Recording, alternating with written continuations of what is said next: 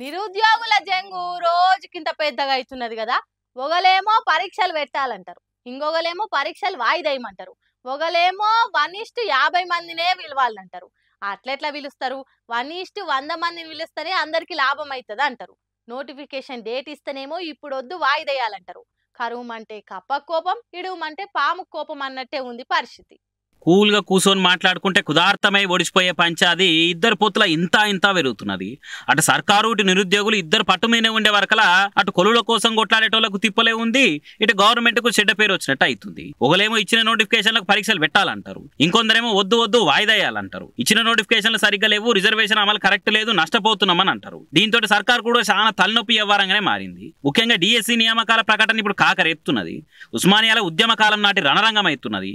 ఏడలేని police యూనివర్సిటీలో పెట్టవలసి వచ్చింది. 10 ఏళ్ల పాలనలో కేసీఆర్ కూడా ఉస్మానియాకి ఇంతమంది పోలీసులను పంపలేదు. మరి ఎవరి అత్యుత్సాహమో గానీ సీఎం రేవంత్ సార్ అయితే బదనామవుతున్నాడు. విద్యార్థుల మీద నిరుద్యోగుల మీద పోలీస్ ప్రతాపం దేనికి? వాళ్ళు అడిగే డిమాండ్లని తందుకు ఎవరన్నా మంత్రులతోటి కమిటేసి నిర్ణయం తీసుకున్నా బాగుంటుండే. ఆయన హరగోపాలు కోదండరాం సార్ అసంటోళ్ళు ఉండే కదా. అసలు పెద్ద మనుషులతో అందరు కూర్చొని మాట్లాడి గిట్లా కాదు గిట్లా అని చర్చించుకుంటే అందరికి ఫాయిదా ఉంటది కదా. సర్కార్ కూడా ప్రతిపక్షాలకు సంధ్య కుట్టు అవుతుంది. ఇంకా మీదికెళ్ళి సీఎం రేవంత్ సార్ అంటే పరీక్షలు వాయిదేస్తే కోచింగ్ సెంటర్లకు 100 కోట్లు వస్తాయని కావాలనే చేస్తున్నట్టు మాట్లాడే వర్కలా అటు నిరుద్యోగులు నిప్పులు కాకుతున్నారు, క్యాంపస్కి వెళ్ళి కథం దొక్కుతున్నారు.